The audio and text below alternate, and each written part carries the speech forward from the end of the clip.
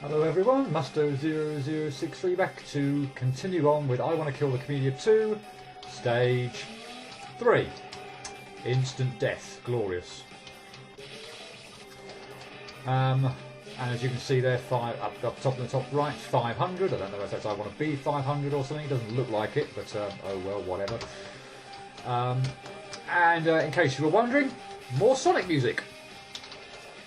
I recognise this from Sonic Generations. It's the again, I believe the classic version of Crisis City.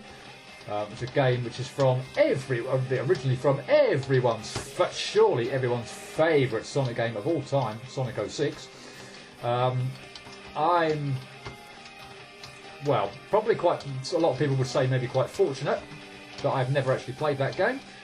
But I don't own an Xbox 360 or PlayStation 3 or whatever other consoles you need you can actually play the game on. But I'm probably quite fortunate in that I've never actually played the game. Although, believe me, I think I'd probably quite like to, just to see if it really is as bad as absolutely everyone makes out. Although, given the number of people who clearly have such strong opinions about it, it probably is as bad as all that. But you know, it'd still be something to try and just test it out for myself, see what's going on.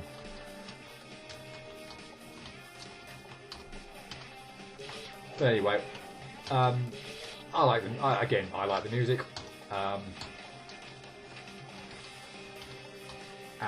Whoops.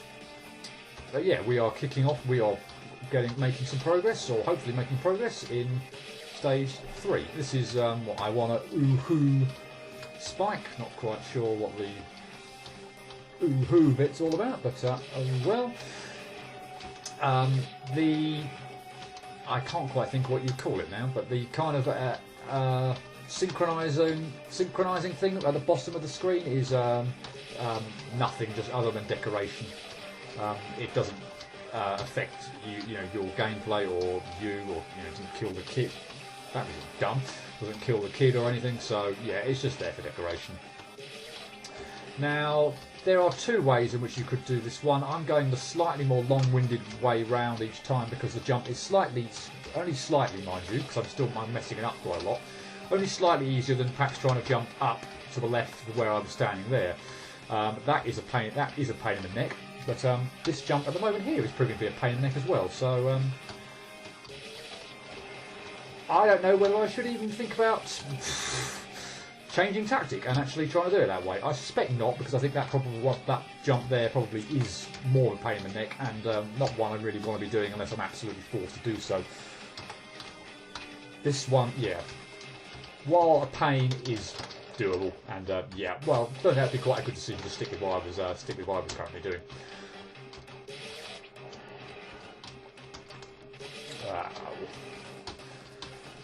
As you can see now, we are getting into some really quite intricate jumps and spike weaving and all that. And although not quite yet, I don't think it's going to really get to insane levels till we get to Stage 5.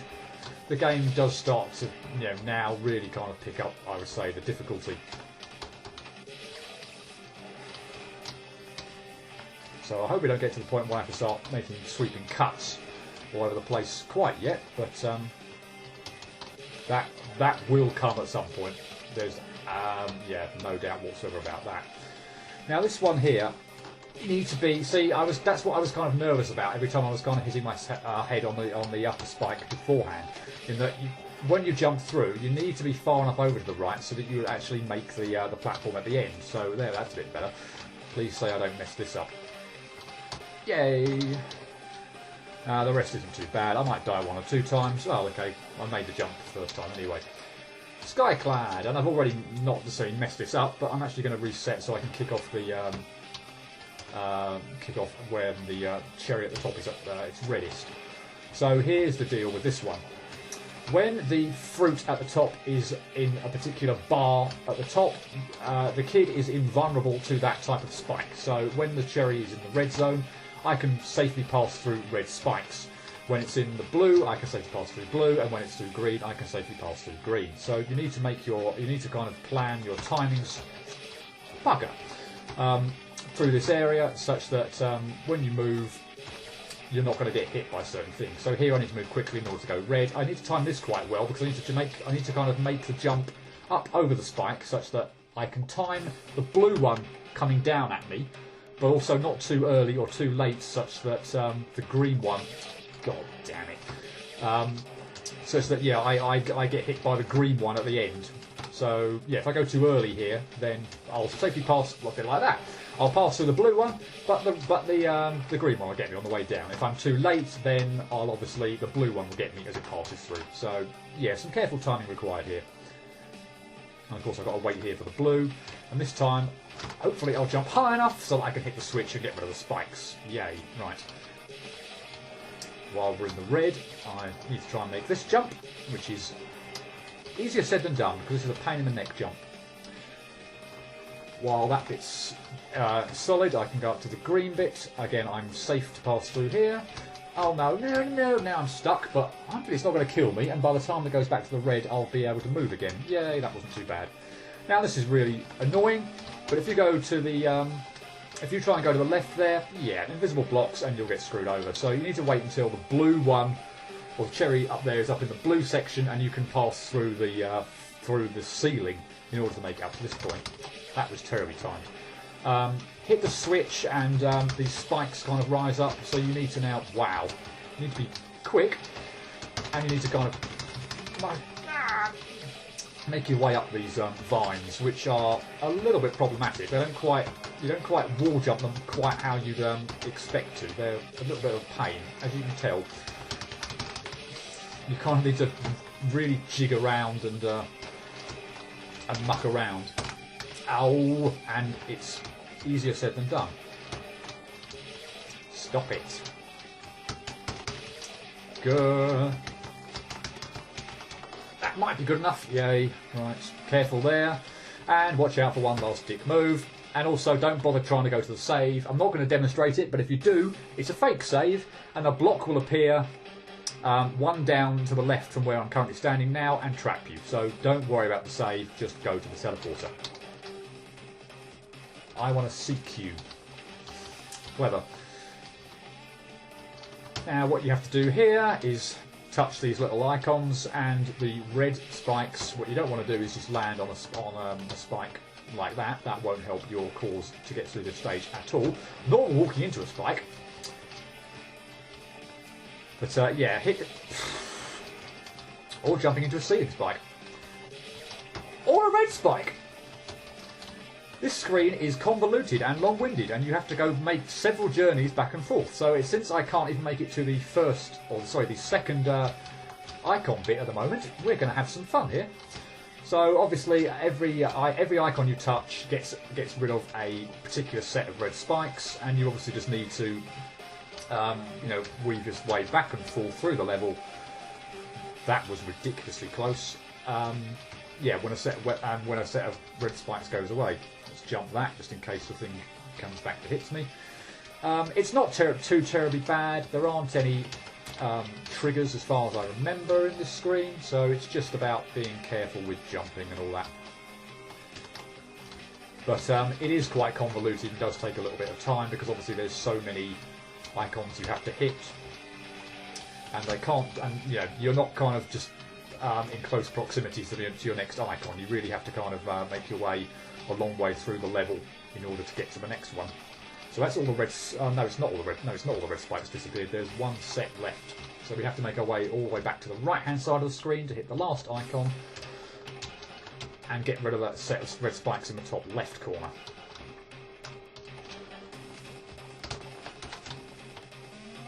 And the teleporter appears. So now all we have to do, he says, is get out without hitting a spike.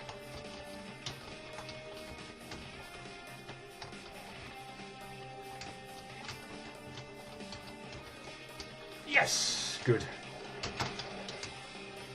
I want to be the Rumukin, I think that was. I apologise if I got the name wrong. I'll probably die, so we'll probably see it again. But this arrow, shoot it, and it goes away. So just be careful of that. There's one spike here that you also need to shoot because it's in your way, and it will kill you.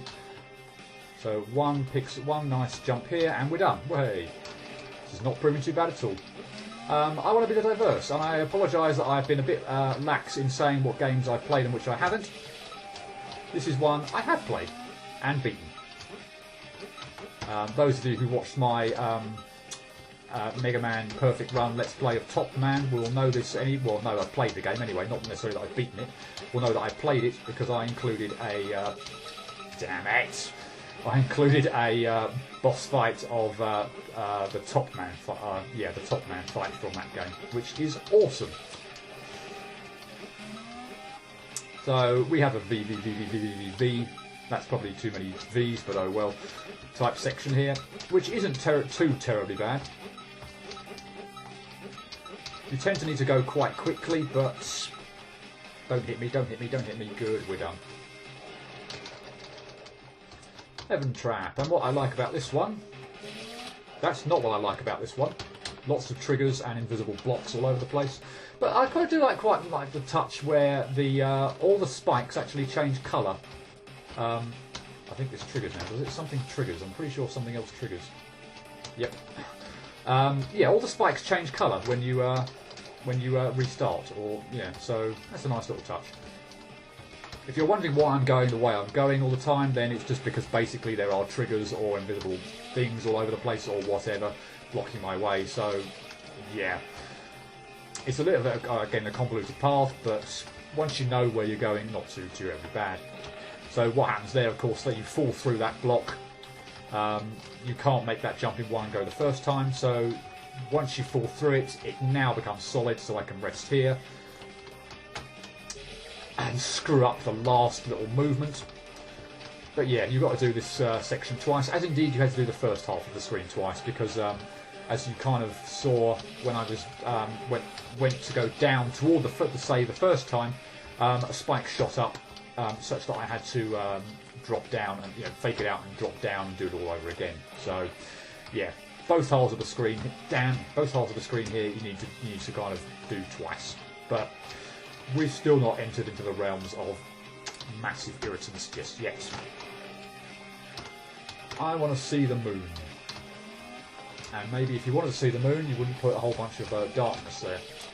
Now, don't go the way you think you want to go. You need to kind of go up here in order to get through. If you go down to the area with the what looks like the shelf you're supposed to go down, it will just damn it! It will trap you. There's an invisible wall, I think, to the area down on the right, and yeah, you'll just get blocked. I'll point it out when I get there, maybe. Yeah, here. There's an invisible wall there, and you can't proceed any further. So you actually need to. Damn it! Am I going to do that with darkness? I am going to do that bit with darkness, not even being able to see what I'm doing. How's about that? I'm that good. He says he dies 200 times on this screen now.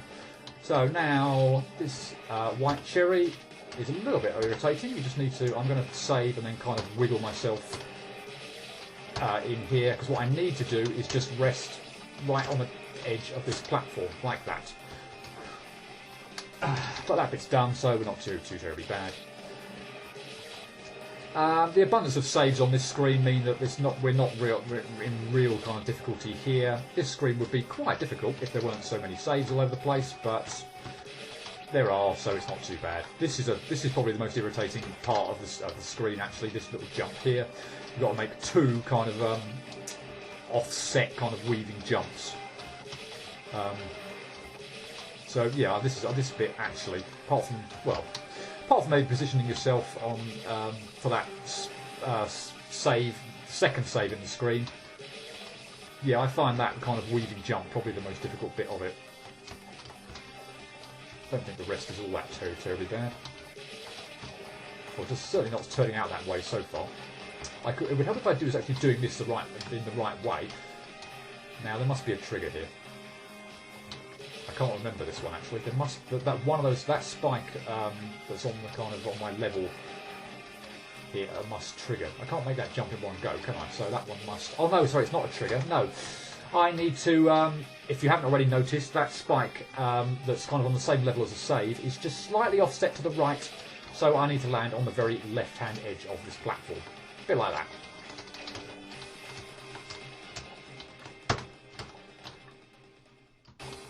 Damn it. This bit's actually not too terribly easy, so I would have loved to have done that in one go, but oh well.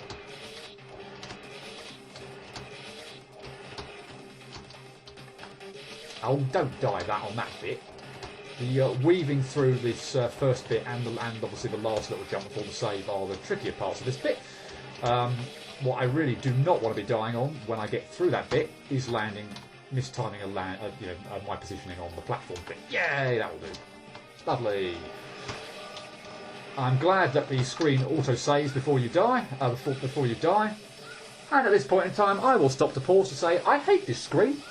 It is the final screen in stage 3, so that's good from that point of view, in that I'm clearly making some decent progress, and we are right before the boss. But yeah, I hate this screen. It's from I Want to Take the Time Machine. A game whoops, I'm going to reset my save here, so I'm not dropping down right on a stupid spike. The caution sign, by the way, indicates that this is very slightly different to how the screen appeared in the original game, and it was nowhere near this annoying, or from what I remember, on the original game. This one, I think it's the wall jumping segment, in all honesty, that just makes this really freaking annoying.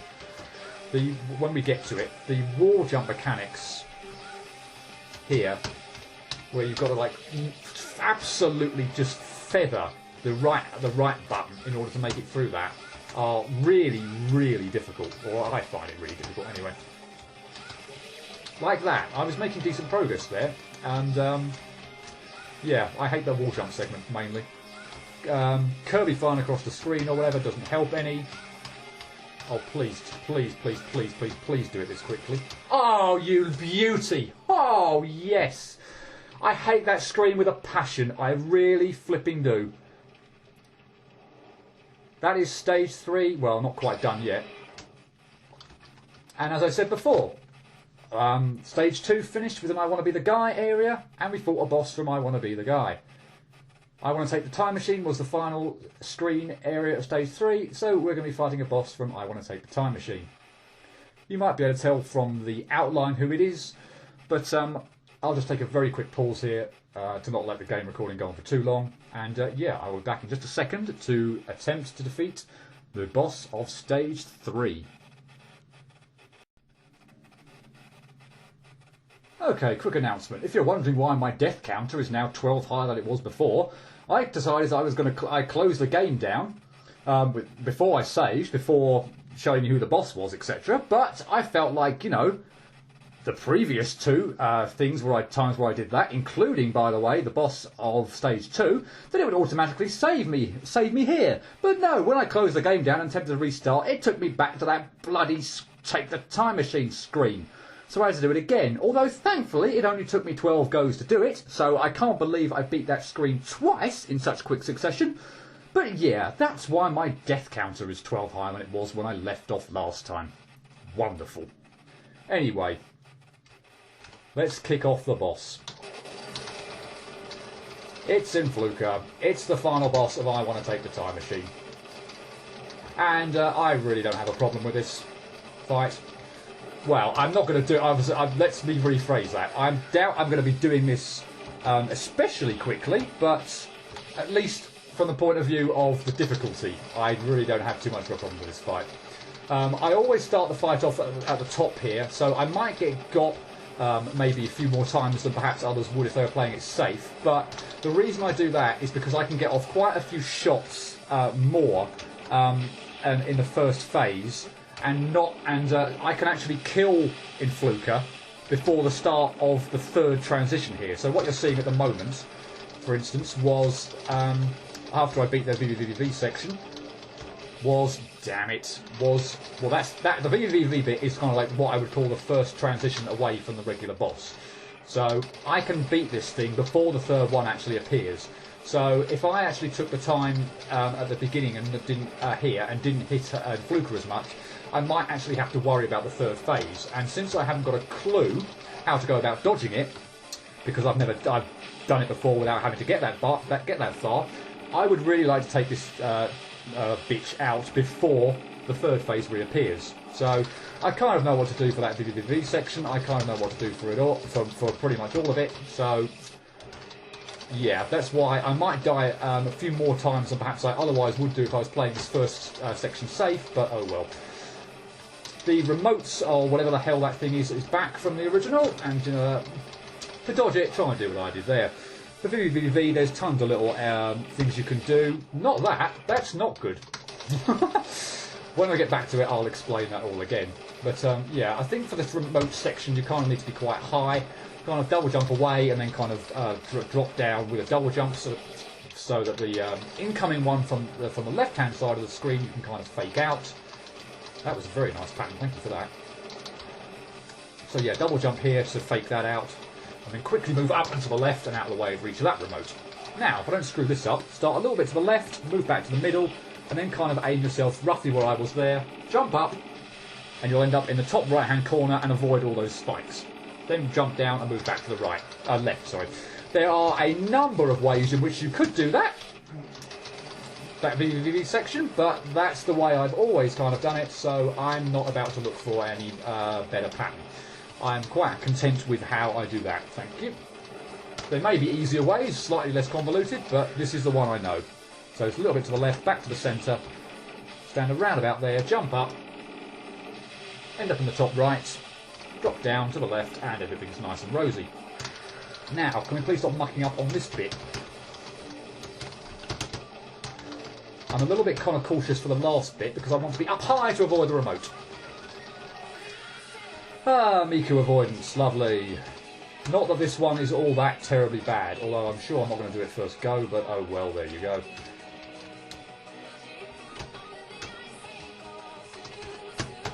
That was lucky as hell.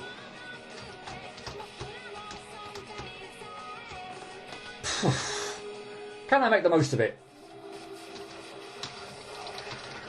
Come on, pummel away at the last phase, in which he tries to suck you in. The only danger is I really need to be killing her now, because I've got absolutely no idea what on earth to do for the final bit. So if she doesn't die here, I'm in trouble. But she's dead.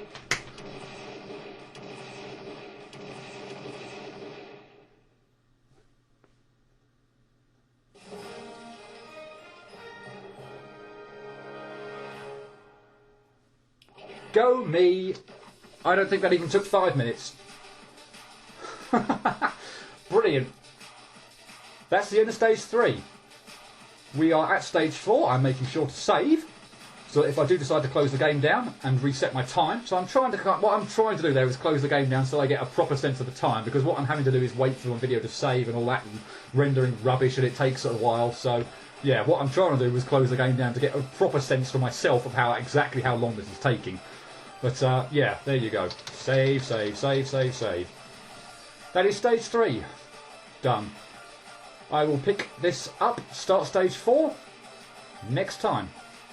Hope to see you then. Cheerio.